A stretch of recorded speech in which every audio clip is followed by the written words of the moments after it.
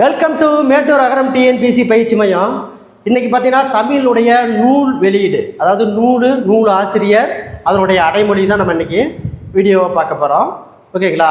இந்த வீடியோ எதுக்கு அப்படின்னு பார்த்தீங்கன்னா வரக்கூடிய பிஇஓ, ஓகேங்களா, BEO, DEO, TRB, all TNPSC TET paper 1 paper 2க்கான தமிழுடைய நூலினுடைய அடைமொழி, நூலினுடைய வெளியீடு, இதை பற்றி தான் நம்ம வீடியோவை பார்க்க போகிறோம்.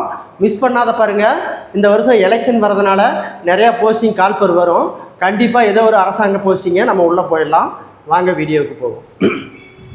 பாருங்கள், 6லிருந்து 10ஆம் வகுப்பு வரை, 6 முதல் 10 வரை உள்ள தமிழ் நூல்வெளி. ஓகேங்களா? பாருங்கள், 6வது புக்கில் இருக்கக்கூடிய நூல்வெளி மொத்தம் 5 பக்கம் இருக்குது.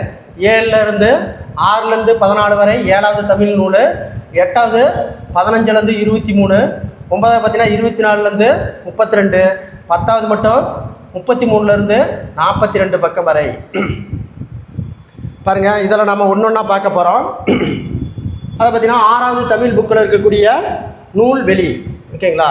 நூல்வெளி பாருங்கள். சரிங்களா? ஃபஸ்ட்டு பார்த்தீங்கன்னா பாரதிதாசன். ஃபஸ்ட்டு இது பாரதிதாசன் 6வது புக்கில் இருக்கக்கூடியது. பாரதிதாசனுடைய இயற்பெயர் என்ன அப்படின்னு கேட்டாங்கன்னா சுப்புரத்தினம். பாரதிதாசனுடைய இயற்பெயர் சுப்பு ரத்தினம். ஓகேங்களா? இவர் பார்த்தீங்கன்னா பாரதியாரின், ஓகேங்களா, கவிதைகள் மீது கொண்ட பற்றின் காரணமாக தம் பெயரை பாரதிதாசன் என மாற்றிக்கொண்டார். அப்போ பார்த்தீங்கன்னா பாரதிதாசனுடைய இயற்பெயர் சுப்புரத்தினம். பாரதியாரின் கவிதைகள் மீது கொண்ட பற்றின் காரணமாக தம் பெயரை பாரதிதாசன் என மாற்றிக்கொண்டார். தம் கவிதைகளில் பார்த்தீங்கன்னா பெண் கல்வி, கைம்பெண் அதை பார்த்தீங்கன்னா பெண் கல்வி, கைம்பெண் மறுமணம், பொது உடைமை, பகுத்தறிவு முதலியன புரட்சிகரமான கருத்துக்களை பாடுபொருளாக பாடியுள்ளார். எனவே இவர் புரட்சி கவி என்றும் போற்றப்படுகிறார். இவர் பாவேந்தர் என்ற சிறப்பிக்கப்படுகிறார். இப்பாடல் எதில் இருக்குது அப்படின்னா பாரதிதாசன் கவிதைகள் என்ற நூலிலிருந்து இருக்கிறது. ஓகேங்களா? என்ற நூலில் தமிழ் என்னும் தலைப்பின் கீழ் பெற்றுள்ளது. தமிழ் என்னும் தலைப்பின் கீழ் பெற்றுள்ளது.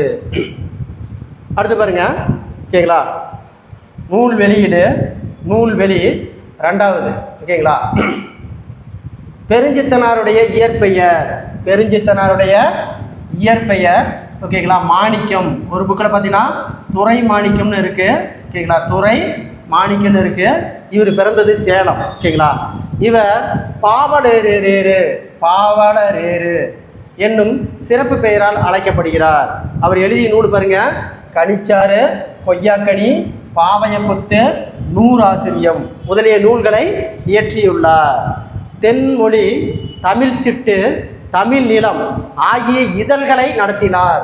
அப்போ அவருடைய இதழ்கள் என்னென்ன இருக்குன்னு பாருங்கள். தென் தமிழ், ஓகேங்களா, தமிழ் சிட்டு, தமிழ் நிலம் ஆகிய இதழ்களை நடத்தினார். தனித்தமிழையும் தமிழ் உணர்வையும் பரப்பிய பாவலர். ரொம்ப முக்கியமான கொஸ்டின் பாருங்கள். தனித்தமிழையும் தமிழ் உணர்வையும் பரப்பிய பாவலர் இவர். ஓகேங்களா? இப்பாடலில் கனிச்சாறு என்னும் நூலில் இடம்பெற்றுள்ளது. ஓகேங்களா? இப்பாடல் கனிச்சாறு என்னும் நூலில் இடம்பெற்றுள்ளது. இந்நூல் 8 எத்தனை தொகுதி? 8 தொகுதிகளாக வெளிவந்துள்ளது. ஓகேங்களா? இது தமிழுணர்வு நிறைந்த பாடல்களை கொண்டது. இது தமிழுணர்வு நிறைந்த பாடல்களை கொண்டுள்ளது. ஓகேங்களா? ரொம்ப முக்கியமான கொஸ்டின். பாவலர் ஏறு பெருஞ்சித்தனாருடைய இயற்பெயர் துரைமாணிக்கம். இவர் பாவலர் ஏறு என்னும் சிறப்பு பெயரால் அழைக்கப்படுகிறார். கனிச்சாறு, கொய்யாக்கனி, பாவையப்புத்து, நூறாசிரியம் முதலிய நூல்களை இயற்றியுள்ளார். தென்மொழி, தமிழ் சிட்டு, தமிழ் நிலம் ஆகிய இதழ்களை நடத்தினார். தனித்தமிழையும் தமிழ் உணர்வையும் பரப்பிய பாவலர் இவர். கனிச்சாறு என்னும் நூலில் இடம்பெற்றுள்ளன இவருடைய பாடல். இந்த கனிச்சாறு 8 தொகுதிகளாக வெளிவந்துள்ளது. தமிழ் உணர்வு நிறைந்த பாடல்களை கொண்டது இந்த கனிச்சாறு. அடுத்து பாருங்க, நூல்வெளி, சிலப்பதிகாரம். ஓகேங்களா? பாருங்க, சிலப்பதிகாரம் என்னும் காப்பியத்தை இயற்றியவர் யாருன்னா இளங்கோவடிகள். ஓகேங்களா? யாரு? இளங்கோவடிகள். இவர் பார்த்தீங்கன்னா சேரர் மன்னர் மரபை சார்ந்தவர். ஓகேங்களா. சிலப்பதிகாரம் ஓகேங்களா பதிகம் கூறுகிறது. இவருடைய காலம் பார்த்தீங்கன்னா கிபி 2ஆம் நூற்றாண்டு. எந்த நூற்றாண்டு? 2ஆம் நூற்றாண்டு. ஐம்பெரு காப்பியங்களில் ஒன்று சிலப்பதிகாரம். இது தமிழின் முதல் காப்பியம். அப்போ தமிழினுடைய முதல் காப்பியம் எதுனா சிலப்பதிகாரம். தமிழின் முதல் காப்பியம் சிலப்பதிகாரம். இது முத்தமிழ் காப்பியம், குடிமக்கள் காப்பியம் என்றெல்லாம் போற்றப்படுகிறது. சிலப்பதிகாரமும் மணிமேகலையும் இரட்டை காப்பியங்கள் என்று அழைக்கப்படுகிறது. திங்கள், ஞாயிறு, மழை என இயற்கையை வாழ்த்துவதாக இந்நூல் தொடங்குகிறது. அவ்வாழ்த்து பகுதியே நமக்கு பாடமாக தரப்பட்டுள்ளது. மறுபடியும் பாருங்க, நூல்வெளி சிலப்பதிகாரம் என்னும் காப்பியத்தை இயற்றியவர் இளங்கோவடிகள். இவர் சேரர் மரபை சார்ந்தவர். எந்த மரபனை கேட்டாங்கன்னா சேரர் மரபை சார்ந்தவர் என்று சிலப்பதிகார பதிகம் கூறுகிறது. எது கூறுகிறது? சிலப்பதிகார பதிகம் கூறுகிறது. இவர் உடைய காலம் கிபி 2ஆம் நூற்றாண்டு என்பர். ஐம்பெரு காப்பியங்களில் ஒன்று சிலப்பதிகாரம். இதுவே தமிழின் முதல் காப்பியம். இது முத்தமிழ் காப்பியம், குடிமக்கள் காப்பியம் என்றெல்லாம் போற்றப்படுகிறது. சிலப்பதிகாரமும் மணிமேகலையும் இரட்டை காப்பியங்கள் என்று அழைக்கப்படுகிறது. திங்கள், ஞாயிறு, மழை என இயற்கையை வாழ்த்துவதாக இந்நூல் தொடங்குகிறது. இவ்வாழ்த்து பகுதி நமக்கு பாடமாக தரப்பட்டுள்ளது. அடுத்து பாருங்க, ஓகேங்களா. 20ஆம் நூற்றாண்டில் இணையற்ற கவிஞர். ஓகேங்களா. யார் அப்படின்னா பாரதியார். அப்போ 20ஆம் நூற்றாண்டில் இணையற்ற கவிஞர் என்று அழைக்கப்படுபவர் பாரதியார். இவருடைய இயற்பெயர் என்னன்னு கேட்டாங்கன்னா சுப்பிரமணியன். இவருடைய இயற்பெயர் சுப்பிரமணியன். இளமையிலேயே சிறப்பாக கவிபாடும் திறன் பெற்றவர். எட்டயபுர மன்னரால் இவருக்கு பாரதி என்னும் பட்டம் வழங்கி சிறப்பிக்கப்பட்டது. தம் கவிதையின் வழியாக விடுதலை உணர்வை ஊட்டினார். ஓகேங்களா. ஊட்டியவர். மண் உரிமைக்காகவும் பெண் உரிமைக்காகவும், அப்போ பாருங்க, மண் உரிமைக்காகவும் பெண் உரிமைக்காகவும் பாடியவர். நாட்டுப்பற்று, மொழிப்பற்று மிக்க பாடல்கள் பலவற்றை படைத்தவர். பாஞ்சாலி சபதம், கண்ணன் பாட்டு, குயில் பாட்டு பல நூல்களை இயற்றியுள்ளார். பாரதியின் கவிதை என்னும் தொகுப்பில் இப்பாடல் இடம்பெற்றுள்ளது. ஓகேங்களா. மறுபடியும் பாருங்க, ஓகேங்களா. நூல் வெளியீடு 20ஆம் நூற்றாண்டில் இணையற்ற கவிஞர் பாரதியார். இவரது இயற்பெயர் சுப்பிரமணியன். இளமையிலேயே சிறப்பாக கவிபாடும் திறன் பெற்றவர். எட்டயபுர மன்னரால் பாரதி என்னும் பட்டம் வழங்கி சிறப்பிக்கப்பட்டவர். தம் கவிதையின் வழியாக விடுதலை உணர்வை ஊட்டியவர். மண்ணுரிமைக்காகவும் பெண்ணுரிமைக்காகவும் பாடியவர். நாட்டுப்பற்று, மொழிப்பற்று மிக்க பாடல்கள் பலவற்றை படைத்தவர். பாஞ்சாலி சபதம், கண்ணன் பாட்டு, குயில் பாட்டு போன்ற நூல்களை இயற்றியுள்ளார். பாரதியார் கவிதைகள் என்னும் தொகுப்பில் இப்பாடல் இடம்பெற்றுள்ளன. அடுத்து பாருங்க, நூல்வெளியில திருவள்ளுவர். சரிங்களா. திருவள்ளுவர் இவரும் 2ஆம் நூற்றாண்டுக்கு முற்பட்டவர். எக்காலத்துக்கும் பொருந்தும் வாழ்க்கை நெறிகளை வகுத்தவர். பாருங்க, எக்காலத்துக்கும் பொருந்தும் வாழ்க்கை நெறிகளை வகுத்து கூறியுள்ளவர். ஓகேங்களா. எக்காலத்துக்கும் பொருந்தும் வாழ்க்கை நெறிகளை வகுத்து கூறியுள்ளார். வான்புகழ் வள்ளுவர், தெய்வ புலவர், பொய்யில் புலவர் முதலிய பல சிறப்பு பெயர்களுக்கு இவருக்கு உண்டு. திருக்குறளில் பாருங்க, அறத்துப்பால், பொருட்பால், இன்பத்துப்பால் என்னும் 3 பிரிவுகளை கொண்டது.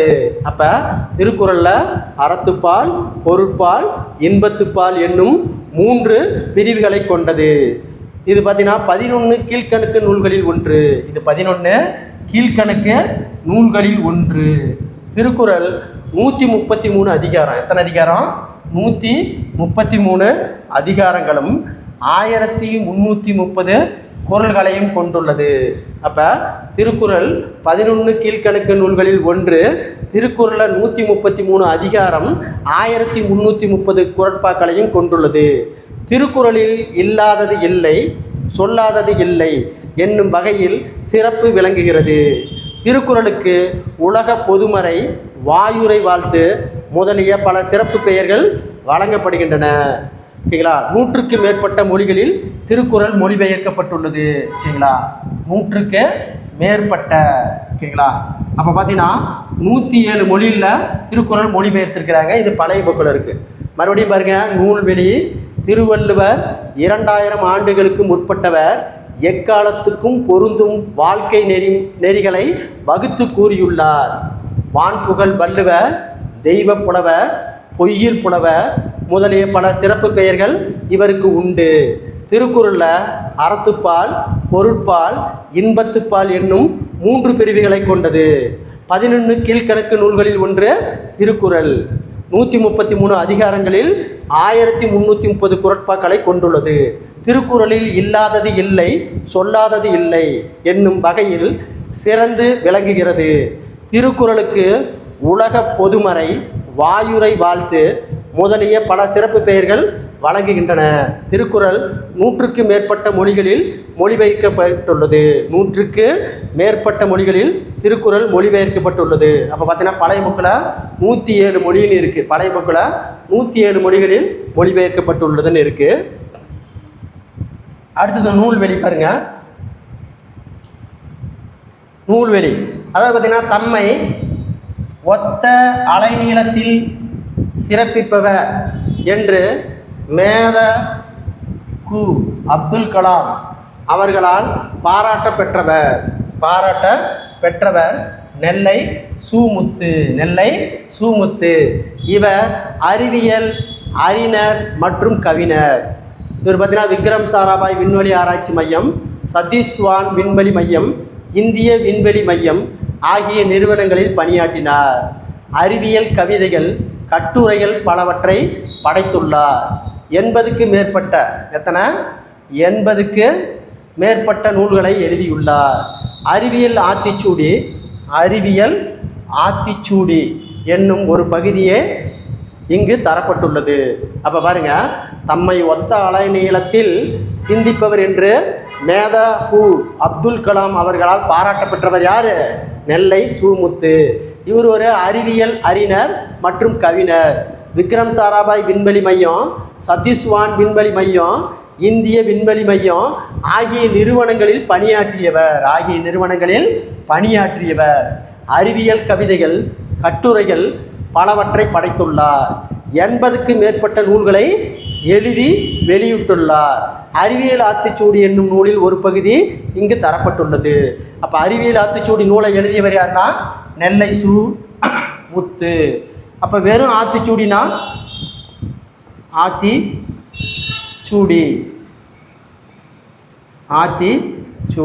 ஆத்திச்சூடியை பார்த்தீங்கன்னா ஔவையார். ஆத்திச்சூடி ஔவை. புதிய ஆத்திச்சூடி அப்படின்னா பாரதியார். ஓகேங்களா? இக்கால ஆத்திச்சூடி அப்படின்னா ஓகேங்களா, முதுமொழி காஞ்சி.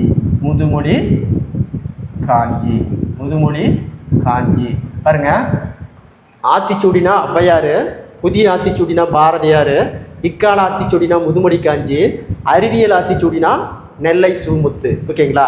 இப்போ நெல்லை சு.முத்து எழுதிய நூல் தான் ஆத்திச்சூடி. அறிவியல் ஆத்திச்சூடி. வெறும் ஆத்திச்சூடினா ஔவையார், புதிய ஆத்திச்சூடினா பாரதியார், இக்கால ஆத்திச்சூடினா முதுமொழி காஞ்சி.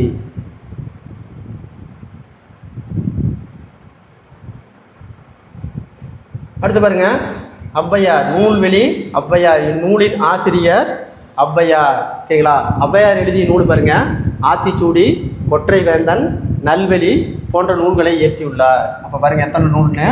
ஆத்திச்சூடி 1, கொற்றைவேந்தன் 2, ஓகேங்களா, நல்வெளி 3, ஓகேங்களா, இன்னொரு நூல் மூதுரை. ஓகேங்களா, ஓகேங்களா, 4 நூல் எழுதியிருக்கிறாரு. ஓகேங்களா? அப்போ ஔவையார் எத்தனை நூல் எழுதியிருக்காரு? ஆத்திச்சூடி, கொற்றைவேந்தன், நல்வெளி, மூதுரை. இந்த மூதுரைக்கு வாக்குண்டம் அப்படின்னு இன்னொரு பெயர் இருக்குது. ஓகேங்களா, வா குண்டாம். மூதுரைக்கு வாக்குண்டாம் அப்படிங்கிற அடைமொழியும் இருக்குது. அப்போ ஔவையார் எழுதிய நூல் ஆத்திச்சூடி, கொற்றைவேந்தன், நல்வழி, மூதுரை, ஓகேங்களா ஆகிய நூல்களை நம்ம ஔவையார் எழுதியிருக்காரு. மூதுரை என்னும் சொல்லுக்கு மூத்தோர் கூறும் அறிவுரை. அப்போ மூதுரை என்னும் சொல்லுக்கு என்ன பெயர்னு கேட்டாங்கன்னா மூத்தோர் கூறும் அறிவுரை. அப்போ மூதுரை என்னும் சொல்லுக்கு மூத்தோர் கூறும் அறிவுரை என்பது பொருள். அறிவுரை என்பது பொருள். சிறந்த அறிவுரைகளை கூறுவதால் இந்நூலுக்கு மூதுரை என பெயர் பெற்றது. இந்த மூதுரையில் பார்த்தீங்கன்னா ஓகேங்களா 31 பாடல்கள் உள்ளன. எத்தனை பாடல்கள்? 31 பாடல்கள் உள்ளன. அப்போ மூதுரையில் எத்தனை பாடல்னு கேட்டாங்கன்னா 31 பாடல்கள் உள்ளன. மறுபடியும் பாருங்க, ஓகேங்களா மூதுரை நூலினுடைய ஆசிரியர் ஔவையார். அவர் எழுதிய நூல் ஆத்திச்சூடி, கொற்றைவேந்தன், நல்வழி, மூதுரை. மூதுரை என்னும் சொல்லுக்கு மூத்தோர் கூறும் அறிவுரை என்பது பொருள். சிறந்த அறிவுரைகளை கூறுவதால் இந்நூலுக்கு மூதுரை பெயர் பெற்றது. இந்நூலில் 31 பாடல்கள் உள்ளன. அப்போ மூதுரையில் எத்தனை பாடல்கள் இருக்குது? 31 பாடல்கள் இருக்குது. அடுத்த கொஸ்டின் பாருங்கள். நூல்வெளி. எளிய தமிழில் சமூக சீர்திருத்த கருத்துக்களை வலியுறுத்தி பாடியவர். எளிய தமிழ் சமூக சீர்திருத்த கருத்துக்களை வலியுறுத்தி பாடியவர் பட்டுக்கோட்டை கல்யாண சுந்தரம். திரை இசை பாடல்கள் உழைப்பாளிகளின் உயர்வை போற்றியவர். மக்கள் கவிஞர். யார்? மக்கள் கவிஞர் என்னும் சிறப்பு பெயரால் அழைக்கப்படுவார். மக்கள் கவிஞர் என்னும் சிறப்பு பெயரால் அழைக்கப்படுபவர். மறுபடியும் பாருங்க, எளிய தமிழில் சமூக சீர்திருத்த கருத்துக்களை வலியுறுத்தி பாடியவர் பட்டுக்கோட்டை கல்யாண சுந்தரம். திரை இசை பாடல்களில் உழைப்பாளிகளின் உயர்வை போற்றியவர். மக்கள் கவிஞர் என்னும் சிறப்பு பெயரால் அழைக்கப்படுபவர். அடுத்து பாருங்க, நூல் வெளி. ஆசாரக்கோவை. எது? ஆசாரக்கோவையினுடைய ஆசிரியர் பெருவாயில் முள்ளியார். ஓகேங்களா, ஆசாரக்கோவை நூலினுடைய ஆசிரியர் பெருவாயில் முள்ளையார். இவர் பிறந்த ஊர் ஓகேங்களா கயத்தூர். இவர் பிறந்த ஊர் கயத்தூர். ஆசாரக்கோவை என்பதற்கு நல்ல ஒழுக்கங்களின் தொகுப்பு என்பது பொருள். அப்போ ஆசாரக்கோவை என்பதற்கு நல்ல ஒழுக்கங்களின் தொகுப்பு என்பது பொருள். இந்நூல் 11 கீழ்கணக்கு நூல்களில் ஒன்று. இந்நூலில் 100 வெண்பாக்களால் ஆனது. எத்தனை வெண்பாக்கள்? 100 வெண்பாக்களால் கொண்டவை. 100 வெண்பாக்களை கொண்டவை. மறுபடியும் பாருங்க, நூல்வெளி. ஆசாரக்கோவை ஆசிரியர் பெருவாயின் முள்ளையார். இவர் பிறந்த ஊர் கயத்தூர். ஆசாரக்கோவை என்பதற்கு நல்ல ஒழுக்கங்களின் தொகுப்பு என்பது பொருள். நல்ல ஒழுக்கங்களின் தொகுப்பு என்பது பொருள். இந்நூல் 11 கீழ்கணக்கு நூல்களில் ஒன்று. ஓகேங்களா, இந்நூல் 100 வெண்பாக்களால் கொண்டது. ஓகேங்களா, அடுத்து பாருங்க, நூல்வெளி. தாலாட்டு. வாய்மொழி இலக்கியங்களில் ஒன்று தாலாட்டு. அப்போ தாலாட்டு என்பது வாய்மொழி இலக்கியங்களில் ஒன்று. வாய்மொழி இலக்கியங்களில் ஒன்று. தாள் என்பதற்கு நாக்கு என்று பொருள். தாள் என்பதற்கு நாக்கு என்பது பொருள். நாவை அசைத்து பாடுவதால் தாலாட்டு என்று பெயர் பெற்றுள்ளது. தாலாட்டு என்று பெயர் பெற்றுள்ளது. அப்போ பாருங்க, நாவை அசைத்து பாடுவதால் தாலாட்டு என்று பெயர் பெற்றுள்ளது. பாருங்க, தாலாட்டை எப்படி பிரிக்கிறீங்க? தாள் கூட்டல் ஆட்டு. தாலாட்டை எப்படி பிரிக்கிறாங்க? தாள் கூட்டல் ஆட்டு, தாலாட்டு. குழந்தைகளின் அழுகையை நிறுத்தவும் தூங்க வைக்கவும் இனிய ஓசையுடன் பாடும் பாடல் தாலாட்டு. அப்போ குழந்தையினுடைய அழுகையை நிறுத்துவதும் தூங்க வைக்குவதும் இனிய ஓசையுடன் பாடும் பாடல் தாலாட்டு. மறுபடியும் பாருங்க, நூல்வெளி. தாலாட்டு வாய்மொழி இலக்கியங்களில் ஒன்று. தாள் என்பதற்கு நாக்கு என்று பொருள். நாவை அசைத்து பாடுவதால் தாலாட்டு என்று பெயர் பெற்றது. தாலாட்டை பாருங்கள் எப்படி பிரிச்சிருக்கிறாங்க? தாள் கூட்டல் ஆட்டு, தாலாட்டு. குழந்தையின் அழுகையை நிறுத்தவும் தூங்க வைக்கவும் இனிய ஓசையுடன் பாடும் பாடல் தாலாட்டு. மறுபடியும் பாருங்க, நூல்வெளி. தாலாட்டு வாய்மொழி இலக்கியங்களில் ஒன்று. தாள் என்பதற்கு நாக்கு என்று பொருள். நாவை அசைத்து பாடுவதால் தாலாட்டு என்று பெயர் பெற்றது. தாலாட்டை பாருங்கள் எப்படி பிரிச்சிருக்கிறாங்க? தாள் கூட்டல் ஆட்டு, தாலாட்டு. குழந்தையின் அழுகையை நிறுத்தவும் தூங்க வைக்கவும் இனிய ஓசையுடன் பாடும் பாடல் தாலாட்டு.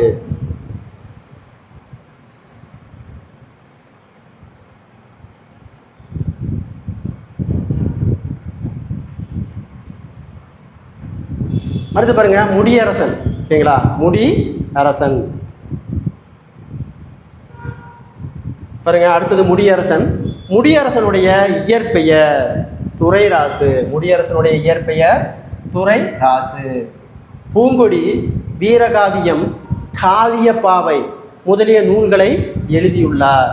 அப்போ முடியரசனுடைய இயற்பெயர் துரைராசு. அவர் எழுதிய நூல் பூங்கொடி, வீரகாவியம், காவியப்பாவை முதலிய நூல்களை எழுதியுள்ளார். அடுத்து பாருங்க திராவிட நாட்டின் வானம்பாடி. திராவிட நாட்டின் வானம்பாடி என்று பாராட்ட பெற்றவர். இப்பாடல் புதியதொரு விதி செய்வோம் என்னும் நூலில் இடம்பெற்றுள்ளது. இவர் பாடிய பாடல் புதியதொரு விதி செய்வோம் என்னும் நூலில் இடம்பெற்றுள்ளது. அப்போ பாருங்க முடியரசனுடைய இயற்பெயர் கேட்டாங்கன்னா துரைராசு. அவர் எழுதிய நூல் பூங்கொடி, வீரகாவியம், காவியப்பாவை முதலிய நூல்களை எழுதியுள்ளார். திராவிட நாட்டின் வானம்பாடி, திராவிட நாட்டின் வானம்பாடி என்று பாராட்ட பெற்றவர். இப்பாடல் புதியதொரு விதி செய்வோம் என்னும் நூலில் இடம்பெற்றுள்ளது.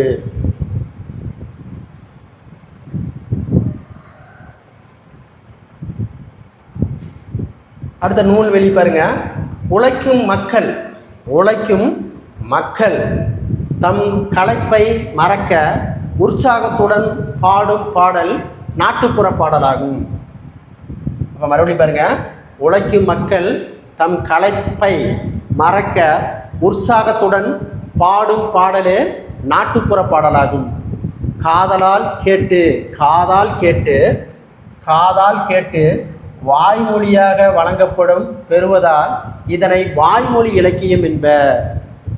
ஏற்றப்பாட்டு, ஓடப்பாட்டு முதலியன தொழில் பாடல்களுக்கு விளையாட்டு பாடல்கள், தாலாட்டு பாடல்கள் முதலியன நாட்டுப்புற பாடல்கள் அடங்கும். இப்பாடல் சு. சக்திவேல் தொகுத்து, சு. சக்திவேல் தொகுத்த நாட்டுப்புற இயல் ஆய்வு என்னும் நூலில் இடம்பெற்றுள்ளது. மறுபடியும் பாருங்க, ஓகேங்களா. உழைக்கும் மக்கள் தம் களைப்பை மறக்க உற்சாகத்துடன் பாடும் பாடலே நாட்டுப்புற பாடலாகும். காதால் கேட்டு வாய்மொழியாகவோ வழங்கப்பட்டு வருவதால் இதனை வாய்மொழி இலக்கியம் என்ப. ஏற்றப்பாட்டு, ஏற்றப்பாட்டு, ஓடப்பாட்டு முதலியன தொழில் பாடல்களும் விளையாட்டு பாடல்கள், தாலாட்டு பாடல்கள் முதலியனவும் நாட்டுப்புற பாடல்கள் அடங்கும். இப்பாடல் சு. சக்திவேல் தொகுத்த நாட்டுப்புற இயல் ஆய்வு என்னும் நூலில் இடம்பெற்றுள்ளது. அப்போ நாட்டுப்புற இயல் ஆய்வு என்னும் நூலை எழுதியவர் சு. சக்திவேல், சு. சக்திவேல். அடுத்து பாருங்க நூல்வெளி. ஓகேங்களா. பாரதிதாசன், அதாவது தாரா பாரதியினுடைய இயற்பெயர், தாரா பாரதியின் இயற்பெயர், ஓகேங்களா, இயற்பெயர் ராதாகிருஷ்ணன். அப்போ தாரா பாரதியினுடைய இயற்பெயர் ராதாகிருஷ்ணன். தாரா பாரதியினுடைய இயற்பெயர் ராதாகிருஷ்ணன். இவருக்கு கவிஞர் ஏறு, என்ன பெயர்? கவிஞர் ஏறு, கவிஞர் ஏறு என்னும் அடைமொழி பெற்றவர். அப்போ கவிஞர் ஏறு என்னும் அடைமொழி பெற்றவர் ராதாகிருஷ்ணன் அல்லது தாரா பாரதி என்னும் அடைமொழி பெற்றவர். இவர் பாருங்க, புதிய விடியல்கள், இது எங்கள் கிழக்கு, விரல் நுனி வெளிச்சங்கள் முதலிய இவர் இயற்றிய நூல்களாகும். இப்பாடல் தாரா பாரதியின் கவிதைகள் என்னும் தொகுப்பில் இடம்பெற்றுள்ளன. மறுபடியும் பாருங்க, தாரா பாரதியினுடைய இயற்பெயர் ராதாகிருஷ்ணன். இவருக்கு கவி ஞாயிறு என்னும் அடைமொழி பெற்றவர், கவி ஞாயிறு என்னும் அடைமொழி பெற்றவர். புதிய விடியல்கள், இது எங்கள் கிழக்கு, விரல் நுனி வெளிச்சங்கள் முதலியனவை இவர் இயற்றிய நூல்கள், முதலியனவை இவர் இயற்றிய நூல்கள். இப்பாடல் தாரா பாரதியின் கவிதைகள் என்னும் தொகுப்பில் இடம்பெற்றுள்ளன.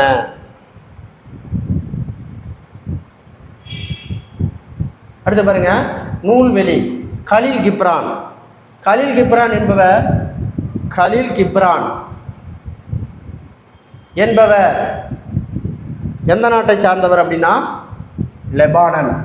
கலீல் கிப்ரான் லெபானன் நாட்டை சேர்ந்தவர். கலீல் கிப்ரான் லெபானன் நாட்டை சேர்ந்தவர். கவிஞர், புதிய ஆசிரியர், கட்டுரை ஆசிரியர், ஓவியர் என பன்முக ஆற்றல் பெற்றவர். பாருங்க என்னென்ன இருக்காரு? கவிஞர், புதிய ஆசிரியர், கட்டுரையாசிரியர், ஓவியர் என்பன என பன்முக ஆற்றல் பெற்றவர். இப்பாடல் புவியரசு மொழிபெயர்த்த தீர்க்கதரசி என்னும் நூலில் இடம்பெற்றுள்ளது. அப்போ புவியரசு மொழிபெயர்த்த தீர்க்கதரசி என்னும் நூலில் இடம்பெற்றுள்ளது. மறுபடியும் பாருங்க, கலில் கிப்ரான் லெபானன் நாட்டை சேர்ந்தவர். கவிஞர், புதிய ஆசிரியர், கட்டுரை ஆசிரியர், ஓவியர் என பன்முக ஆற்றல் பெற்றவர். இப்பாடப்பகுதி கவிஞர் புவியரசு மொழிபெயர்த்த தீர்க்கதரசி என்னும் நூலில் இடம்பெற்றுள்ளது. புவியரசு எழுதிய புவியரசு மொழிபெயர்த்த தீர்க்கதரசி என்னும் நூலில் இடம்பெற்றுள்ளது.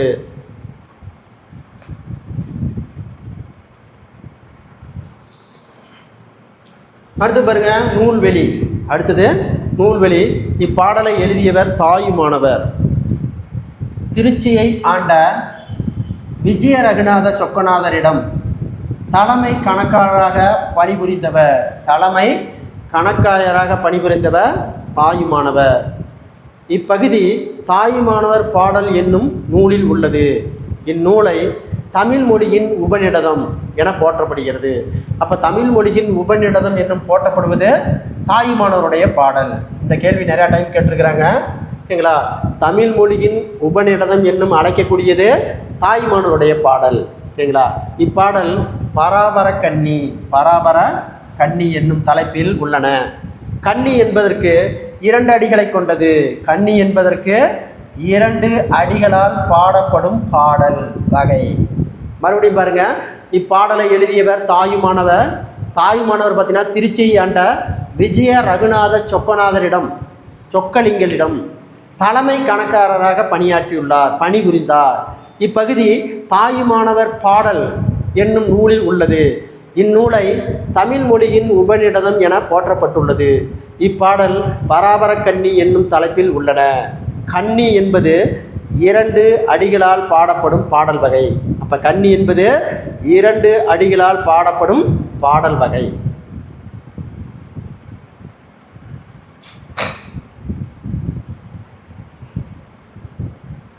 அடுத்து பாருங்க, எஸ் ராமகிருஷ்ணன் தற்கால தமிழ் எழுத்தாளர்களுள் குறிப்பிடத்தக்கவர். அப்போ ராமகிருஷ்ணன் பாருங்க, தற்கால தமிழ் எழுத்தாளர்களுள் குறிப்பிடத்தக்கவர். நாவல்கள், சிறுகதைகள், கட்டுரை தொகுப்புகள், சிறுவர் இலக்கியம் என இவருடைய படைப்புகள் நீள்கின்றன.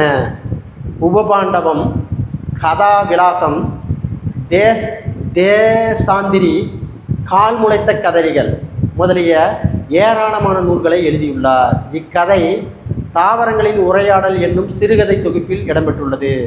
அப்போ பாருங்கள், மறுபடியும் எஸ் ராமகிருஷ்ணன் தற்கால தமிழ் எழுத்தாளர்களுள் குறிப்பிடத்தக்கவர்.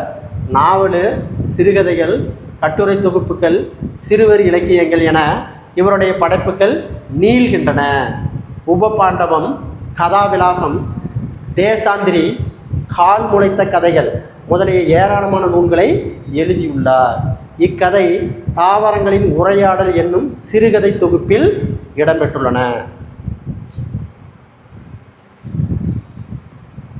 அடுத்து பாருங்க, நூல் வெளியீடு. ஓகேங்களா? தேசிய விநாயகம். இவர் பார்த்தீங்கன்னா 20ஆம் நூற்றாண்டில் வாழ்ந்த கவிஞர். எந்த நூற்றாண்டு? 20ஆம் நூற்றாண்டில் வாழ்ந்த கவிஞர். 36 ஆண்டுகள். எத்தனை ஆண்டு? 36 ஆண்டுகள் பள்ளி ஆசிரியராக பணியாற்றியவர். கவிமணி என்னும் பட்டம் பெற்றவர். ஹாசிய ஜோதி ஆங்கிலத்தில் மொழிபெயர்த்த எட்வின் அர்னால்டு என்பவர் எழுதிய லைட் ஆஃப் ஆசியா என்னும் நூலை தழுவி எழுதப்பட்டது தான் இந்த நூல். எது? ஆசிய ஜோதி. இந்நூல் புத்தரின் வரலாற்றை கூறுகிறது. மறுபடியும் பாருங்க, நூல்வெளி. தேசிய கவிமணி விநாயகம் பிள்ளை 20ஆம் நூற்றாண்டை வாழ்ந்த கவிஞர். 36 ஆண்டுகள் பள்ளி ஆசிரியராக இருந்திருக்கிறார். எத்தனை ஆண்டு? 36 ஆண்டுகள் பள்ளி ஆசிரியராக பணியாற்றியவர். கவிமணி என்னும் பட்டம் பெற்றவர். ஆசிய ஜோதி, இவர் எழுதிய நூல் ஆசிய ஜோதி. ஆங்கிலத்தில் மொழியில் எட்வின் அர்னால்டு என்பவர் எழுதிய லைட் ஆஃப் ஆசியா என்னும் நூலை தழுவிதான் இந்த ஆசிய ஜோதி நூல் எழுதப்பட்டது. இந்த ஆசிய ஜோதியினுடைய நூல் புத்தரின் வரலாற்றை கூறுகிறது. புத்தரின் வரலாற்றை கூறுகிறது. அடுத்து பாருங்க, நூல்வெளி. நூல்வெளி பார்த்தீங்கன்னா 7ஆம் வகுப்பு புக்கில் இருந்து பார்க்கக்கூடிய நூல்வெளி. இப்போ நம்ம 6 முடிச்சிட்டோம், அடுத்தது இப்போ 7. ஓகேங்களா? இப்பாடலின் ஆசிரியரை நாமக்கல் கவிஞர், நாமக்கல் கவிஞர் என அழைப்பர். இப்பாடலின் ஆசிரியர் நாமக்கல் கவிஞர் என்று அழைப்பர். இவர் தமிழறிஞர், தமிழறிஞர், கவிஞர், விடுதலை போராட்ட வீரர் என பன்முக தன்மை கொண்டவர். காந்தியடிகளின் கொள்கையில் ஈர்க்கப்பட்டு காந்தியத்தை பின்பற்றியதால் இவருக்கு காந்திய கவிஞர், என்ன கவிஞர்? காந்திய கவிஞர் என்று அழைக்கப்படுகிறார். தமிழகத்தின் முதல் அரசவை கவிஞராக விளங்கியவர். இவர் பாருங்க, மக்கள், மலைக்கல்லன், நாமக்கல் கவிஞர் பாடல்கள், என் கதை, சங்குலி உள்ளிட்ட பல்வேறு நூல்களை எழுதியுள்ளார். நாமக்கல் கவிஞர் பாடல்கள் என்னும் நூலில் இப்பாடல் எடுத்து தரப்பட்டுள்ளது. மறுபடியும் பாருங்க, நூல்வெளி. இப்பாடலின் ஆசிரியர் நாமக்கல் கவிஞர் என்று அழைப்பர். இவர் தமிழறிஞர், கவிஞர், தமிழறிஞர், கவிஞர், விடுதலை போராட்ட வீரர் என பன்முகத்தன்மை கொண்டவர். காந்தியடிகளின் கொள்கைகளால் ஈர்க்கப்பட்டு காந்தியத்தை பின்பற்றியதால் இவர் காந்திய கவிஞர் என்று அழைக்கப்படுகிறார். தமிழகத்தின் முதல் அரசவை கவிஞராக விளங்கியவர். தமிழகத்தின் முதல் அரசவை கவிஞராக விளங்கியவர். மலைக்கல்லன், நாமக்கல் கவிஞர் பாடல்கள், என் கதை, சங்குலி உள்ளிட்ட பல்வேறு நூல்களை எழுதியுள்ளார். நாமக்கல் கவிஞர் பாடல்கள் என்னும் நூலிலிருந்து இப்பாடல்கள் எடுத்து தரப்பட்டுள்ளது. அடுத்த நூல்வெளி பாருங்க. பகுத்தறிவு கவிராயர் என புகழப்படுபவர் பட்டுக்கோட்டை, அதாவது உடுமலை நாராயணகவி. உடுமலை நாராயணகவி. பகுத்தறிவு கவிராயர் என்று புகழப்படுபவர் உடுமலை நாராயணகவி.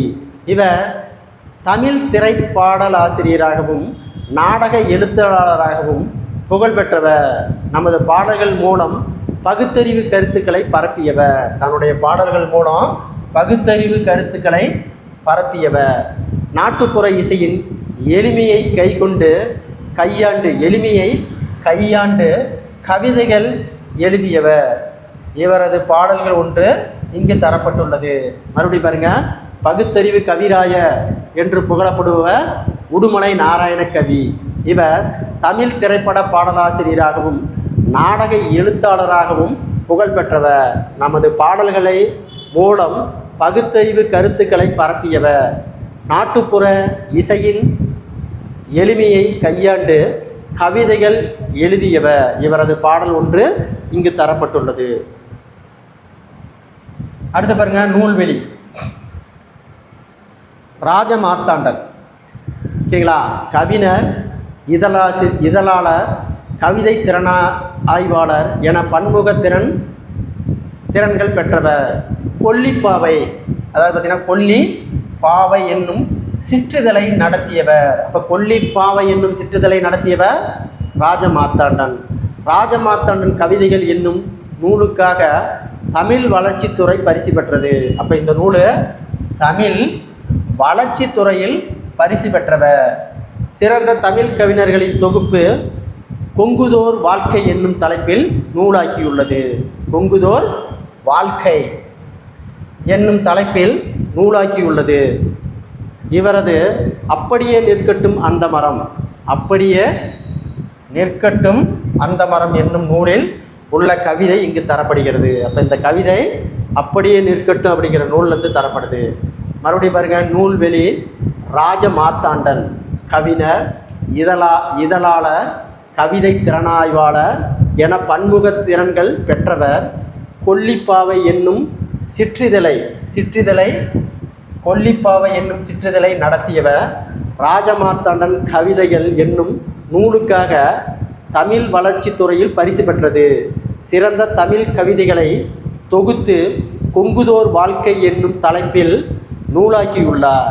இவரது அப்படியே நிற்கட்டும் அந்த மரம் என்னும் நூலில் உள்ள கவிதை இங்கு தரப்பட்டுள்ளது. அடுத்து போவோம் பாருங்க. 7வது புக்கில் இருக்கக்கூடியது சுரதாவின் இயற்பெயர். சுரதாவின் இயற்பெயர் ராஜகோபாலன். இவர் பார்த்தீங்கன்னா பாரதிதாசன் மீது மிகுந்த பற்று கொண்டதால் பாரதிதாசனுடைய இயற்பெயரை சுப்புரத்தினம் எனவும் தம் பெயரை சுப்புரத்தின தாசன் என்று மாற்றிக்கொண்டார். அதன் சுருக்கமே சுரதா என்பதாகும். ஓகேங்களா? ஊமையால் பயன்படுத்தி கவிதைகள் எழுதுவதில் வல்லவர். அப்போ ஊமைகளை பயன்படுத்தி கவிதைகளை எழுதுவதில் வல்லவர். அதனால் இவருக்கு ஊமை கவிஞர். என்னது? இவரை ஊமை கவிஞர் என்று அழைப்பர். அமுதமும் தேனும், தேன்மலை, துறைமுகம் உள்ளிட்ட பல நூல்களை இவர் இயற்றியுள்ளார். இப்பாடல் சுறா கவிதைகள் என்னும் நூலில் ஓகேங்களா இயற்கை எழில் என்னும் பகுதியிலிருந்து எடுத்து தரப்பட்டுள்ளது. இப்பாடல் கிளிக்கண்ணி என்னும் பாவகையைச் சார்ந்தது. கிளியின் மொழி போன்ற இனிய சொற்களை பேசும் பெண்களை நோக்கி கூறுவதாக இனிய சந்தத்தில் பாடப்படும் இசை பாடல் வகை கிளிக்கண்ணி ஆகும். மறுபடியும் பாருங்க. நூல்வெளி. சுரதாவின் இயற்பெயர் ராஜகோபாலன். இவர் பாரதிதாசன் மீது மிகுந்த பற்று கொண்டவர். பாரதிதாசனுடைய இயற்பெயர் சுப்புரத்தினம். எனவே தம் பெயரை சுப்புரத்தின தாசன் என்று மாற்றிக்கொண்டார். அதன் சுருக்கமே சுரதா என்பதாகும். ஊமைகளை பயன்படுத்தி கவிதைகளை எழுதுவதில் வல்லவர் என்பதால் இவரை ஊமை கவிஞர் என்று அழைப்பர்.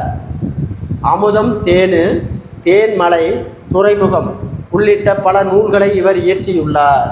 இப்பாடல் சுரதா கவிதைகள் என்னும் நூலில் இயற்கை எழில் என்னும் பகுதியிலிருந்து எடுத்து தரப்பட்டுள்ளது.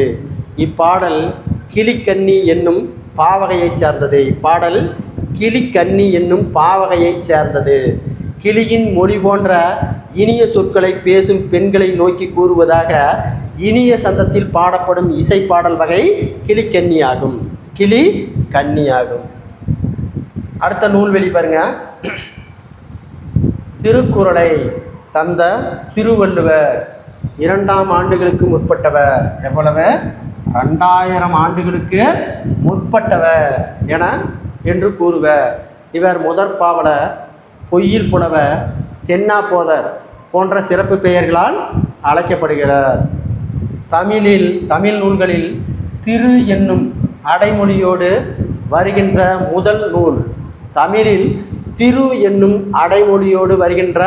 முதல் நூல் திருக்குறளாகும். திருக்குறளை பாருங்க. அறத்துப்பால், பொருள்பால், இன்பத்துப்பால் என்ற 3 பகுப்பை கொண்டது. இதில் அறத்துப்பாலில் பாருங்க 38 அதிகாரம், பொருட்பாவில் 70 அதிகாரம், இன்பத்துப்பாலில் 25 அதிகாரம். ஆக மொத்தம் 133 அதிகாரங்கள் உள்ள ஒவ்வொரு அதிகாரத்திலையும் 10 பாடல்கள். அப்போ 1330 பாடல்களை கொண்டுள்ளது. இதற்கு முப்பால், தெய்வ நூல், பொய்யான் மொழி போன்ற பிற பெயர்களும் உள்ளன.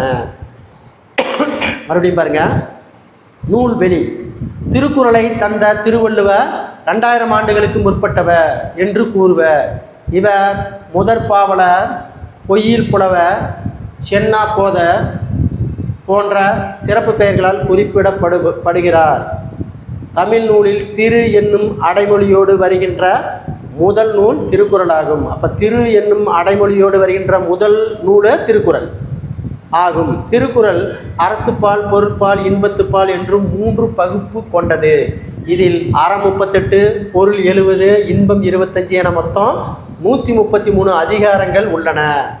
அதிகாரத்திற்கு 10 குறட்கள் விதம் 1330 குறட்பாக்கள் உள்ளன. இதற்கு முப்பால், தெய்வ நூல், பொய்யாமொழி போன்ற பிற பெயர்களும் உள்ளன. அடுத்த நூல்வெளி பாருங்க. ஓகேங்களா? கட்டபொம்மன். கட்டபொம்மன் கதைப்பாடல்கள் பல வடிவங்களால் வழங்கி வருகின்றன. அவை பலராலும் பதிக்கப்பட்டுள்ளன. நம் பாடப்பகுதி வானமாமலை வானமாமலை தொகுத்து வெளியிட்டுள்ள வீரபாண்டிய கட்டபொம்மும் கதை பாடல், வீரபாண்டிய கட்டபொம்மு கதைப்பாடல் என்னும் நூலில் இருந்து எடுக்கப்பட்டது. மறுபடியும் பாருங்க. கட்டபொம்மன் கதை பாடல்கள் பல வடிவங்களில் வழங்கி வருகின்றன. அவை பலராலும் பதிக்கப்பட்டுள்ளன. நம் பாடப்பகுதி வானமாமலை தொகுத்து வெளியிட்டுள்ள வீரபாண்டிய கட்டபொம்மு கதைப்பாடல் என்னும் நூலில் இருந்து எடுக்கப்பட்டது.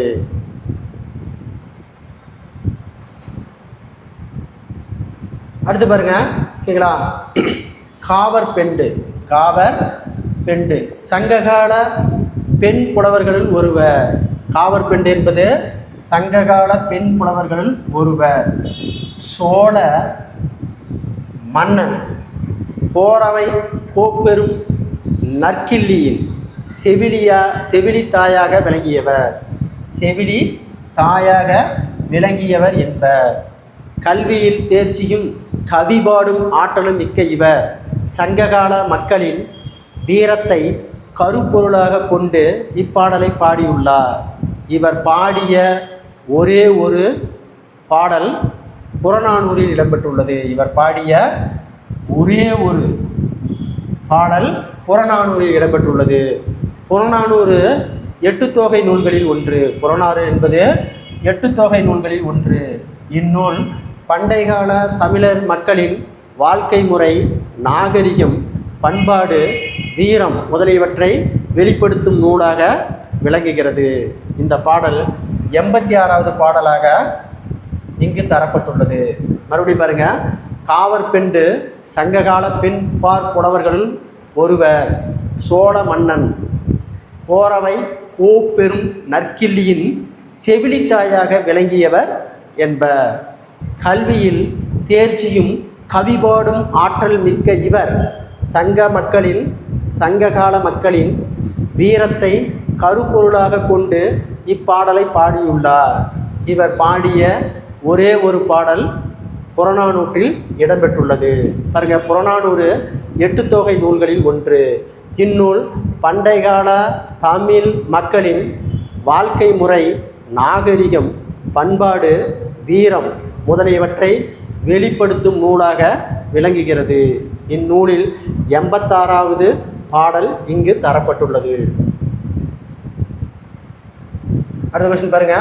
நூல் வெளியீடு. நூல்வெளி. ராப்பி சேதுப்பிள்ளை. ராப்பி சேதுன்னு சுருக்கி சொல்கிறாங்க. ராப்பி சேதுப்பிள்ளை தமிழறிஞர், எழுத்தாளர், வழக்கறிஞர், மேடை பேச்சாளர் என பன்முக திறன் பெற்றவர்.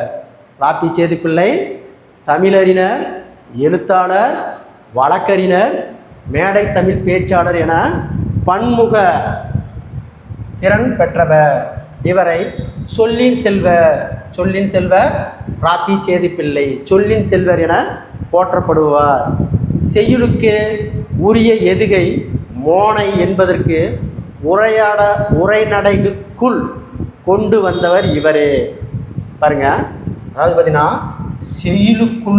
செய்யுளுக்குள்ள உரிய எதுகை மோனை என்பவற்றை உரைநடைக்குள் கொண்டு வந்தவர் இவரே. அப்போ செய்யுளுக்குள் உரிய எதுகை மோனை என்பவற்றை உரைநடைக்குள் கொண்டு வந்தவர் இவரே. இவரது தமிழின்பம் என்பது பல நூல் இந்திய அரசின் சாகித் அகாடமிக் விருது பெற்ற முதல் நூல். அப்போ சாகித் அகாடமிக் பெற்ற முதல் நூல் எதுனா தமிழின்பம்.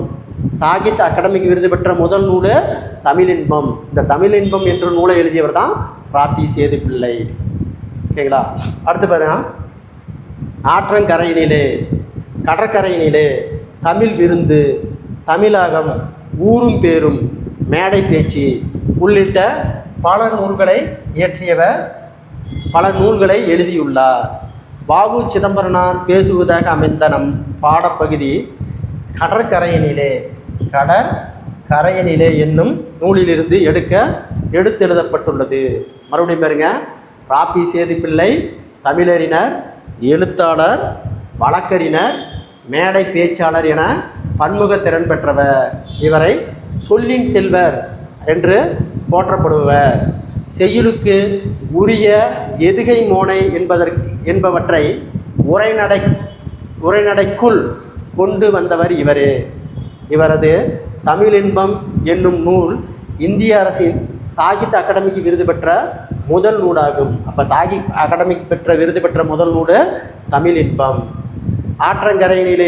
கடற்கரையினிலே தமிழ் விருந்து, தமிழகம், ஊரும் பேரும், மேடை பேச்சு உள்ளிட்ட பல நூல்களை இவர் எழுதியுள்ளார். வ.உ. சிதம்பரனார் பேசுவதாக அமைந்த நம் பாடப்பகுதி கடற்கரையினிலே என்னும் நூலிலிருந்து எடுத்தாளப்பட்டுள்ளது.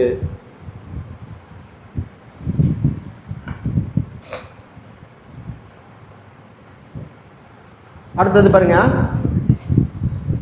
கடியலூர் உருத்திரங்கண்ணனார் சங்ககால புலவர். இவர் கடியலூர் என்ற ஊரில் வாழ்ந்தவர்.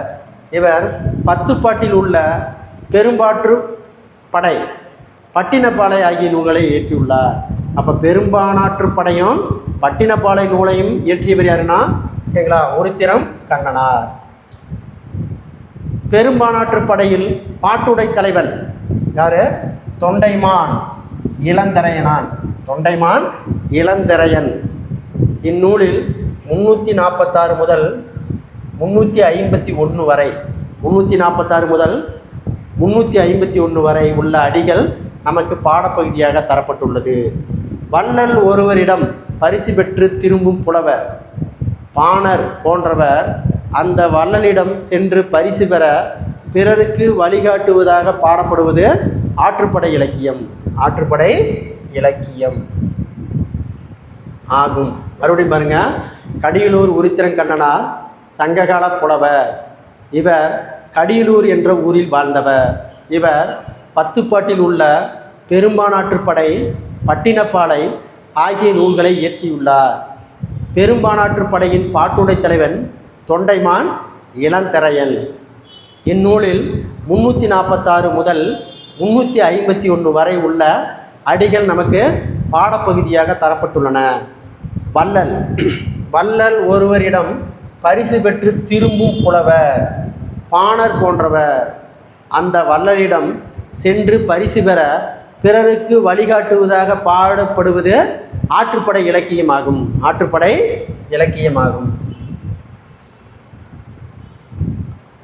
அடுத்து பாருங்க, மருத இளம் நாகனார் சங்ககால புலவர்களில் ஒருவர். கலித்தொகையின் மருதத்திணையில் உள்ள 35 பாடல்களை பாடியவர். இவர் மருதத்திணை பாடுவதில் வல்லவர். அப்போ மருதத்திணை பாடுவதில் வல்லவர் யாரு கேங்களா? மருத இளநாகனார் என்பதால் மருதன் இளநாகனார் என அழைக்கப்படுகிறார்.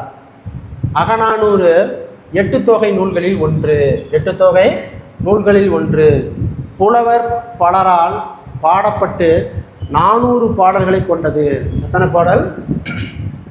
400 பாடல்களை கொண்டது. இந்நூல் நெடுந்தொகை என்னும் நெடுந்தொகை என்று அழைப்ப.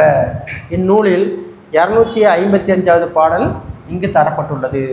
அப்போ நெடுந்தொகை என்று அழைக்கக்கூடிய நூல் அகநானூறு. மறுபடியும் பாருங்க, மருதன் இளநாகனார் சங்ககால புலவர்களுள் ஒருவர். கலித்தொகையின் மருதத்திணையில் உள்ள 35 பாடல்களை பாடியவர் இவர்.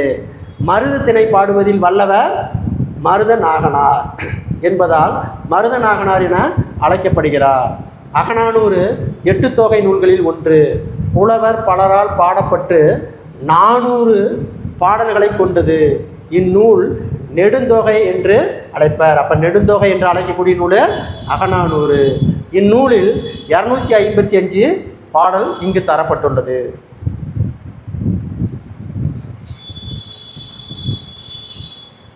அடுத்து பாருங்க, ஓகேங்களா, அறிவியல் புனைக்கதைகளின் தலைமகன் என்று அழைக்கப்படுபவர் ஜூல்ஸ் வெர்ன். இவர் பிரான்ஸ் நாட்டைச் சேர்ந்தவர். அறிவியல் கண்டுபிடிப்புகள் பல கண்டுபிடிக்கப்படுவதற்காக முன்பே அவற்றை பற்றி தமது புதினங்களில் எழுதியுள்ளார்.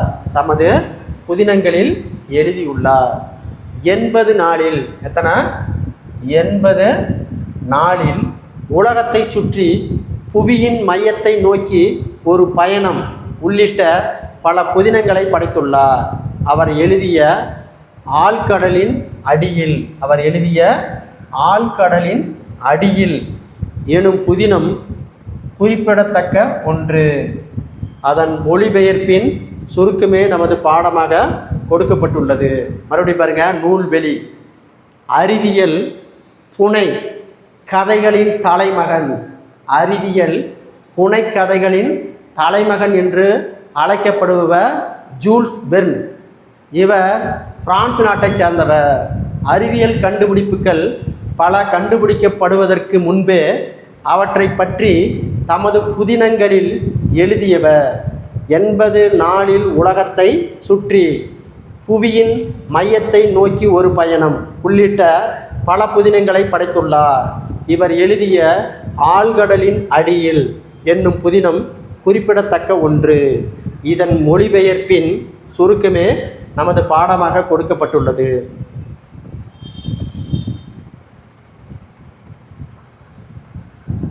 அடுத்து பாருங்க, கவிஞர், இதழாளர், தமிழாசிரியர் என பன்முக ஆற்றல் கொண்டவர் பாரதிதாசன். இவர் கவிதை, கதை, கட்டுரை, நாடகம் ஆகியவற்றை படைப்பதில் வல்லவர். பாருங்க, இவர் எழுதிய நூல் பாண்டியன் பரிசு, அழகின் சிரிப்பு, இசையமெது, இருண்ட வீடு, குடும்ப விளக்கு, கண்ணகியின் புரட்சி காப்பியம் உள்ளிட்ட பல நூல்களை எழுதியுள்ளார். இவர் எழுதிய விஷயாரந்தை, ஓகேங்களா, நாடக நூலுக்கு சாகித்ய அகாடமிக்கு விருது அளிக்கப்பட்டுள்ளது. எந்த நூல்னு கேட்டான்னா நாடக நூல். இது டெட்டில் கேட்டப்பட்ட கொஸ்டின். பாரதிதாசன் கவிதைகள் என்னும் தொகுப்பிலிருந்து தமிழ் பேரு என்னும் தலைப்பில் உள்ள பாடல்கள் இங்கு பாடமாக வைக்கப்பட்டுள்ளது. மறுபடியும் பாருங்க, நூல்வெளி கவிஞர், இதழாசிரியர், தமிழாசிரியர் என பன்முக ஆற்றல் கொண்டவர் பாரதிதாசன். இவர் கவிதை, ஓகேங்களா, கதை, கட்டுரை, நாடகம் ஆகியவற்றை படைப்பில் வல்லவர். எழுதிய நூல் பாருங்க, பாண்டியன் பரிசு, அழகின் சிரிப்பு, இசையமது, இருண்ட வீடு, குடும்ப விளக்கு, கண்ணகி புரட்சி காப்பியம் உள்ளிட்ட பல நூல்களை எழுதியுள்ளார். பாருங்க, இவர் எழுதிய விஷயாரந்தையார் என்னும் நாடக நூலுக்கு சாகித்ய அகாடமிக் விருது அளிக்கப்பட்டுள்ளது. இந்த கொஸ்டின் தான் நமக்கு டெட்டில் கேட்டிருக்கிறான், ஓகேங்களா. விஷயாரந்தை நூல் என்பது நாடக நூலாகும். பாரதிதாசன் கவிதைகள் என்னும் தொகுப்பிலிருந்து தமிழ் பேரு என்னும் தலைப்பில் உள்ள பல பாடல்கள் இங்கு பாடமாக வைக்கப்பட்டுள்ளது.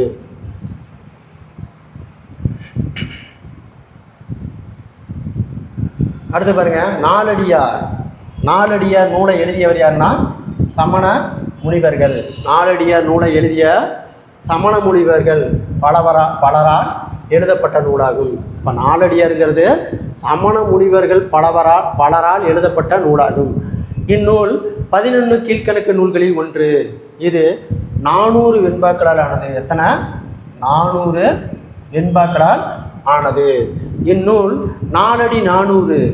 இதுக்கு வேறு பெயர் பாருங்க, 4 அடி 400 வேளாண் வேதம் என்று அழைப்பர். திருக்குறள் போன்று அறம் பொருள் இன்பம் என்னும் முப்பால் பகுப்பை உண்டு. முப்பால் பகுப்பு கொண்டது. அப்போ திருக்குறள் போன்று அறம் பொருள் இன்பம் கொண்ட முப்பால் பகுப்பு கொண்டது நாலடியார். இந்நூல் திருக்குறளுக்கு இணையாக வைத்து போற்றப்படுவது நாலும் ரெண்டும் சொல்லுக்குருதி என்னும் தொடர் மூலம் அறியலாம். நாலும் ரெண்டும் சொல்லுக்குருதி என்னும் தொடர் மூலம் அறியலாம். மறுபடியும் பாருங்க, நூல்வெளி நாலடியார் சமண முனிவர்கள் பலரால் எழுதப்பட்ட நூலாகும். இந்நூல் 11 கீழ்கணக்கு நூல்களில் ஒன்று. இது 400 வெண்பாக்களால் ஆனது. இந்நூலை 4 அடி 400 என்றும் வேளாண் வேதம் என்றும் அழைப்பர். அப்போ 4 அடி 400 வேளாண் வேதம் என்றும் அழைக்கக்கூடிய நூல் நாலடியார். திருக்குறள் போன்று அறம் பொருள் இன்பம் என்னும் முப்பால் பகுப்பு கொண்டது. அப்போ திருக்குறள் போன்று அறம் பொருள் இன்பம் என்னும் முப்பால் பகுப்பு கொண்டது. இந்நூல் திருக்குறளுக்கு இணையாக வைத்து போற்றப்படுவதை நாலும் ரெண்டும் சொல்லுக்குருதி என்னும் தொடர் மூலம் அறியலாம். அடுத்த பாருங்க, நூல்வெளி. ஓகேங்களா? திருக்குறள் வகுப்புகள் நடத்தப்படும் திருக்குறள்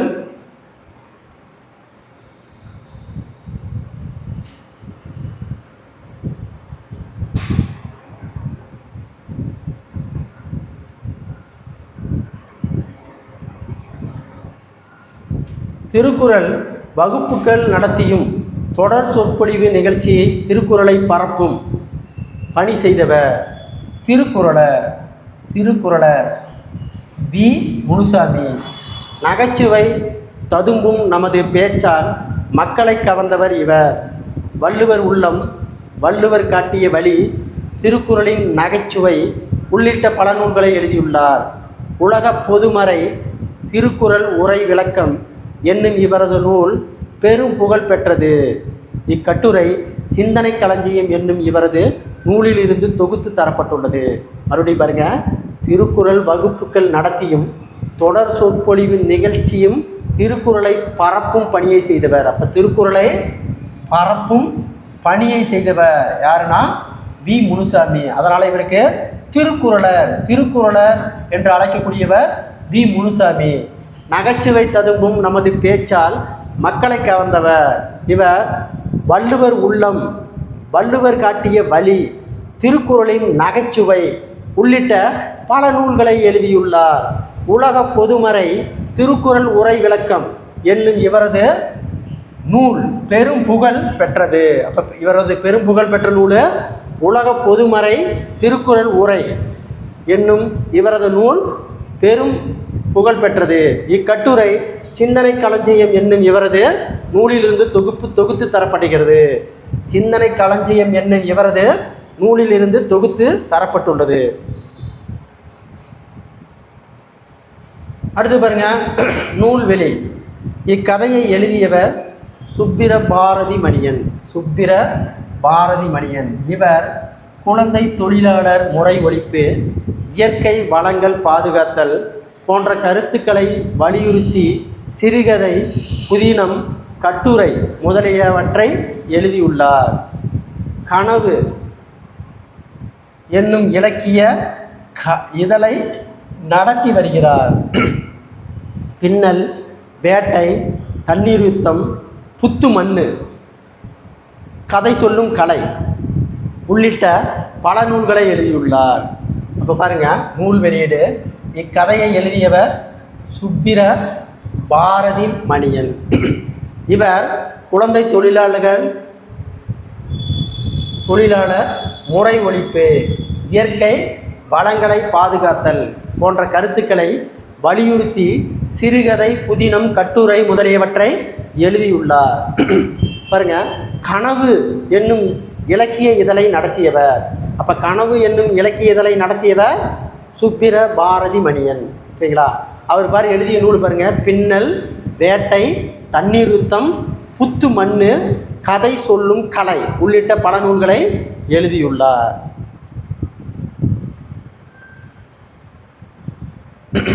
அடுத்து பாருங்க, தேனரசன். அடுத்தது தேனரசன். தமிழ் ஆசிரியராக பணியாற்றியவர். இவர் வானம்பாடி, குயில் தென்றல் போன்ற கவிதைகளை எழுதியுள்ளார். இப்போ இதழ்களில் கவிதைகளை எழுதியுள்ளார். என்னது? வானம்பாடி, குயில் தென்றல் போன்ற இதழ்களில் கவிதைகள் எழுதியுள்ளார். இவரது கவிதைகளில் சமுதாய சிக்கல் எல்லல் சுவையோடு வெளிப்படும்.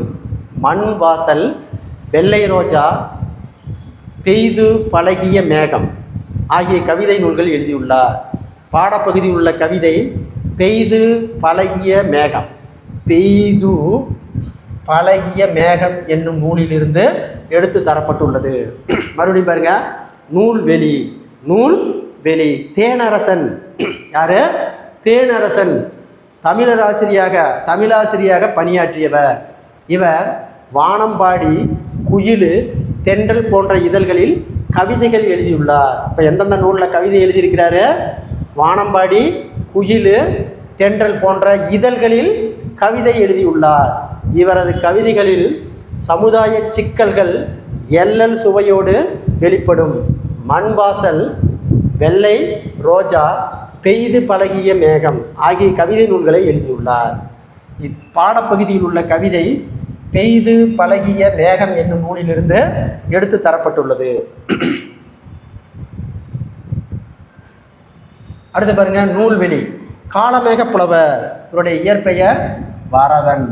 அப்ப காளமேக புலவருடைய இயற்பெயர் வரதன்.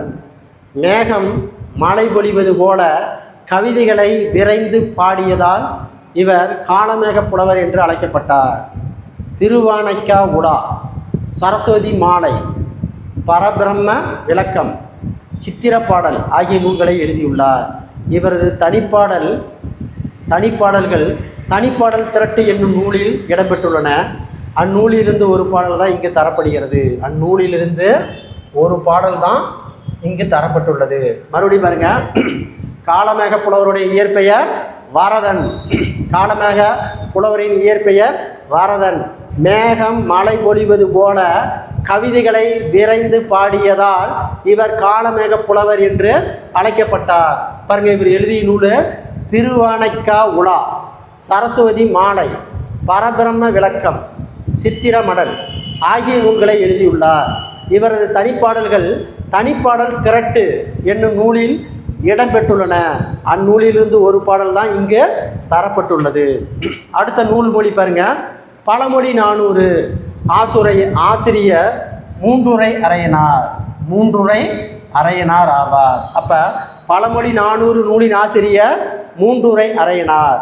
இவர் இவர் கிபி 4ஆம் நூற்றாண்டை சார்ந்தவர். எந்த நூற்றாண்டு? 4ஆம் நூற்றாண்டை சார்ந்தவர் என்பர். பழமொழி 400 நூலின் கடவுள் வாழ்த்து பாடல் மூலம் இவர் சமண சமயத்தைச் சேர்ந்தவர் என அறியலாம். அப்போ இவர் சமண சமயத்தைச் சேர்ந்தவர் என அறிய முடிகிறது. பழமொழி 400 11 கீழ்கணக்கு நூல்களில் ஒன்று. இந்நூல் 400 பாடல்கள் கொண்டது. இந்நூல் 400 பாடல்களை கொண்டது. ஒவ்வொரு பாடலின் இறுதியில் ஒரு பழமொழி இடம்பெற்றுள்ளது. இது பழமொழி 400 என்னும் பெயர் பெற்றது. இந்நூலில் ஒரு பாடல் இங்கு தரப்பட்டுள்ளது. மறுபடியும் பாருங்க, நூல்வெளி. பழமொழி 400 நூலின் ஆசிரியர் மூன்றுரை அரையனார் ஆவார். கிபி 4ஆம் நூற்றாண்டைச் சேர்ந்தவர். பழமொழி 400 நூலின் கடவுள் வாழ்த்து பாடல் மூலம் இவர் சமண சமயத்தைச் சேர்ந்தவர் என அறிய முடிகிறது. பழமொழி 400 11 கீழ்கணக்கு நூல்களில் ஒன்று. இது 400 பாடல்களை கொண்டது. ஒவ்வொரு பாடலின் இறுதியில் ஒரு பழமொழி இடம்பெற்றிருப்பதால் இது பழமொழி 400 என்னும் பெயர் பெற்றுள்ளது. இந்நூல் ஒரு பாடல் இங்கு தரப்பட்டுள்ளது. அடுத்து பாருங்க, நூல்வெளி.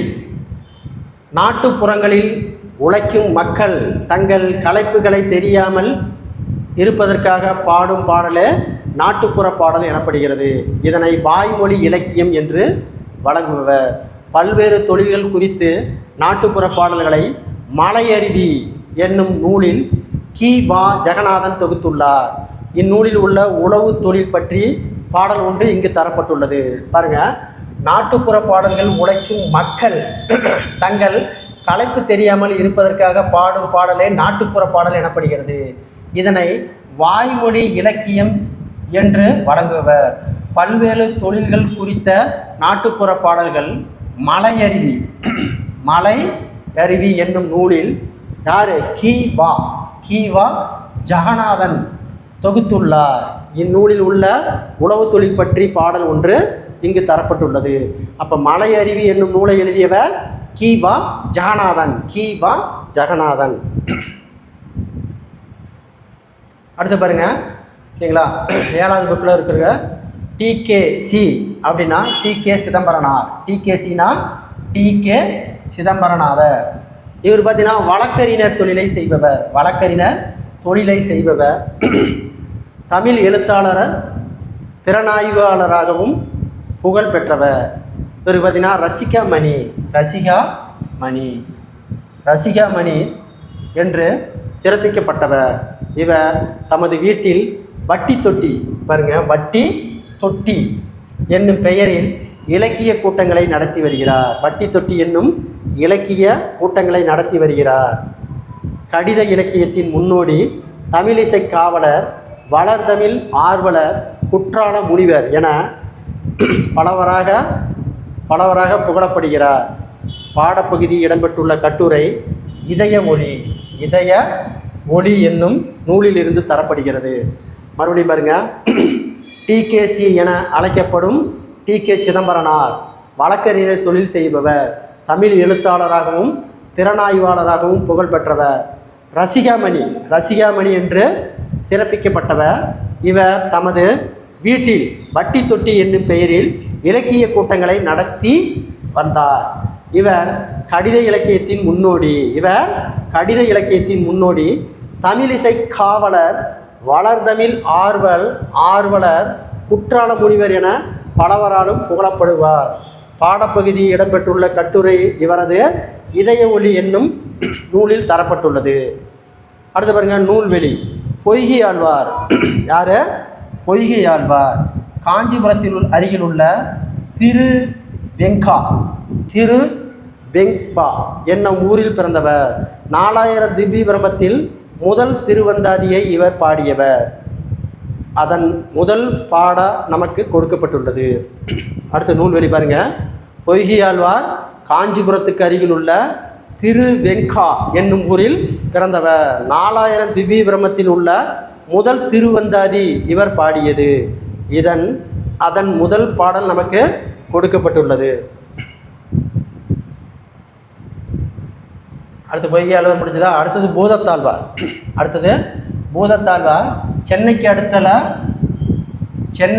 சென்னையை அடுத்து மாமல்லபுரத்தில் பிறந்தவர். இவர் 4000 திவ்ய பிரபந்தத்தில் 2வது திருவந்தாதியை இயற்றியுள்ளார். நம் பாடப்பகுதி 2ஆம் திருவந்தாதியில் உள்ள முதல் பாடலாகும். அப்போ பூதத்தாழ்வார் எங்கே பிறந்தார்? சென்னைக்கு அருகில் உள்ள மாமல்லபுரத்தில் பிறந்தவர். இவர் 4000 திவ்ய பிரபந்தத்தில் 2ஆம் திருவந்தாதியை இயற்றியுள்ளார். நம் பாடப்பகுதி 2ஆம் திருவந்தாதியில் உள்ள முதல் பாடலாகும். அடுத்த நூல்வெளி.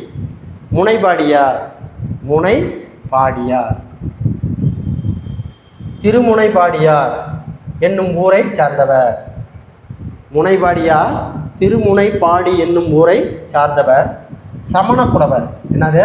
சமண புலவர். இவரதுடைய காலம், ஓகேங்களா, 13ஆம் நூற்றாண்டு. என்ன நூற்றாண்டு? 13ஆம் நூற்றாண்டு. இவர் எழுதிய நூல் அறநெறி சாரம். ஓகேங்களா, அறநெறி சாரம். அறநெறி சாரத்தில் பாருங்கள், 225 பாடல்களை கொண்டது. அறநெறிகளை தொகுத்து கூறுவதால் இந்நூல் அறநெறி சாரம் என போற்றப்பட்டது.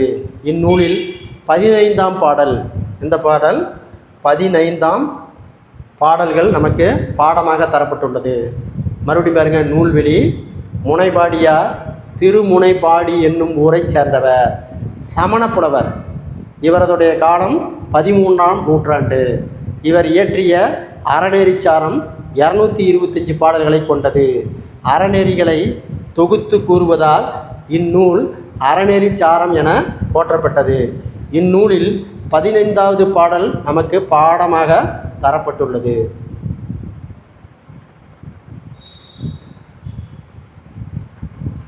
அடுத்து பாருங்க, நூல்வெளி. அடுத்தது நூல்வெளி. மக்கள் பணியை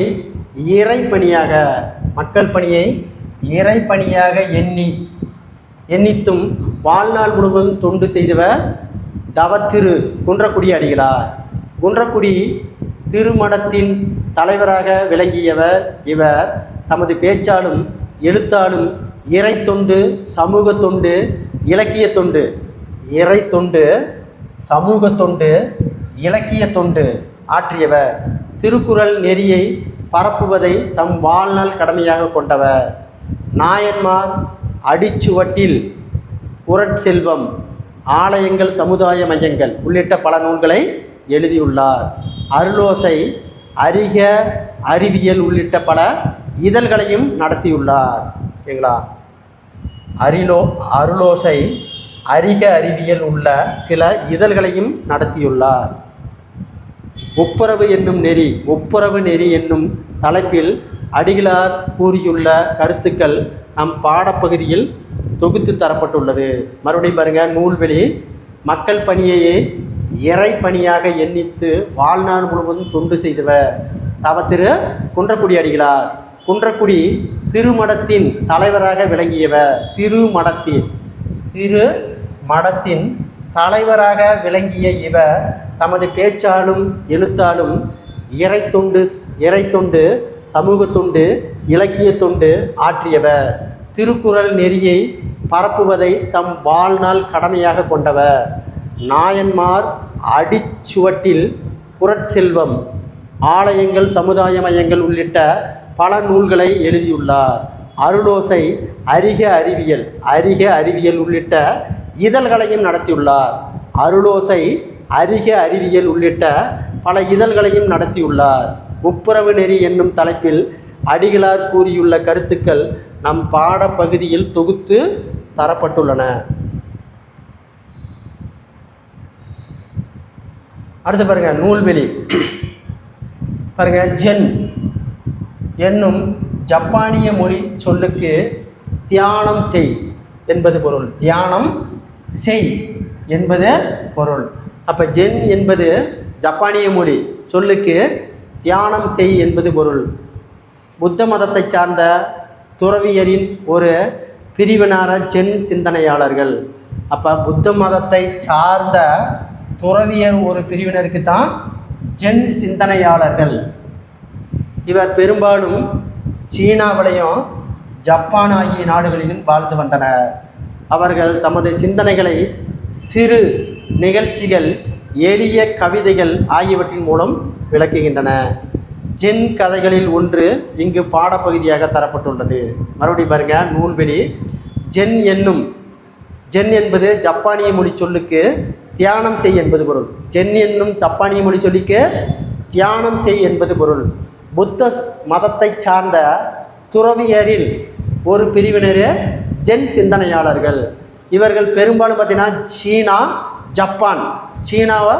ஜப்பான் ஆகிய இரு நாடுகளில் வாழ்ந்து வந்தனர். அப்போ ஜென் என்பவர்கள் பெரும்பாலும் எங்கே வாழ்ந்திருக்கிறாங்க? சீனா, ஜப்பான் ஆகிய நாடுகளில் வாழ்ந்து வந்தனர். அவர்கள் தமது சிந்தனைகளை சிறு நிகழ்ச்சிகள், எளிய கதைகள் ஆகியவற்றின் மூலம் விளக்கின. ஜென் கவிதைகளில் ஒன்று இங்கு பாடப்பகுதியாக தரப்பட்டுள்ளது. அடுத்து பாருங்க, நூல்வெளி.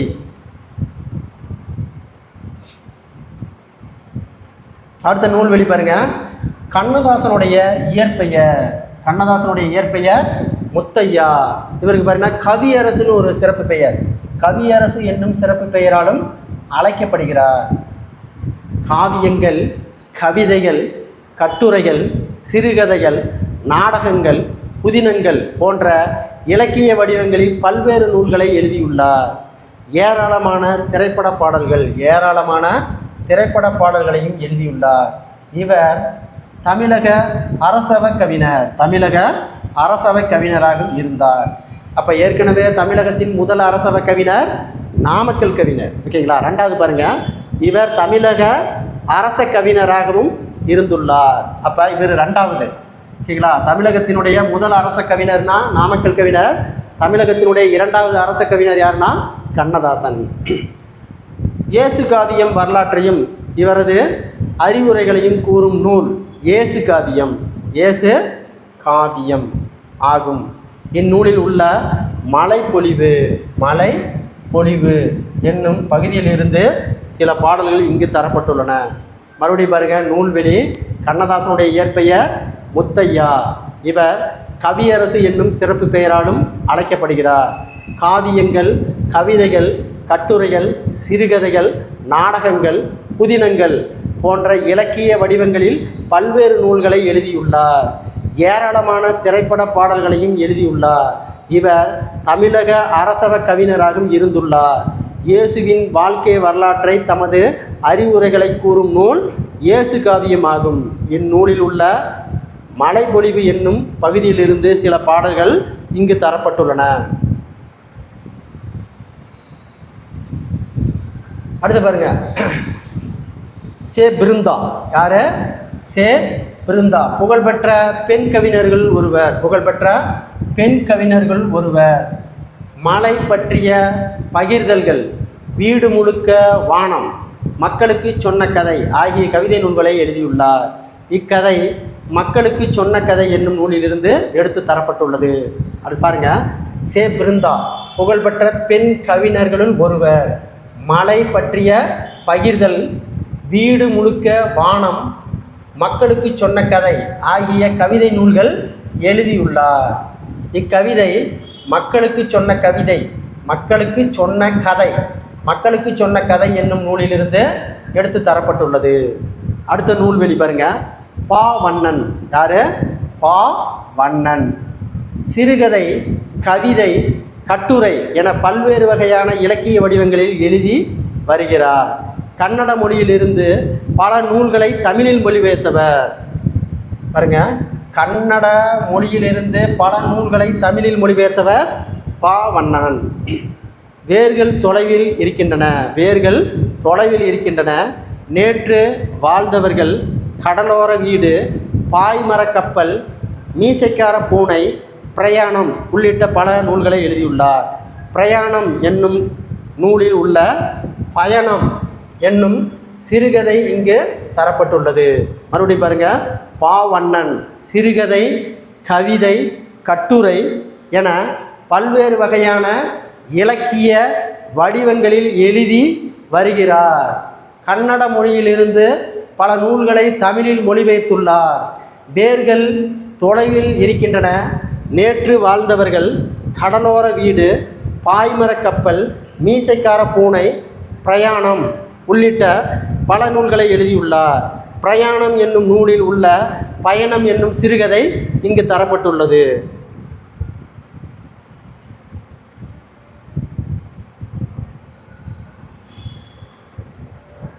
பாருங்க, நம்ம இப்போ பார்த்தீங்கன்னா 6லிருந்து 7 வரை ஓகேங்களா நூல் வெளியே நம்ம வீடியோவை பார்த்தோம். எதிலிருந்து 6, 7 மட்டும் நூல் வெளி அப்படிங்கிற வீடியோவை பார்த்தோம். ஓகேங்களா, இந்த வீடியோ பிடிச்சிருந்தா சப்ஸ்கிரைப் பண்ணிக்கோங்க, லைக் பண்ணிக்கோங்க. தொடர்ச்சியாக அடுத்த வீடியோ உங்களுக்கு வந்து சேரும். நன்றி, வணக்கம்.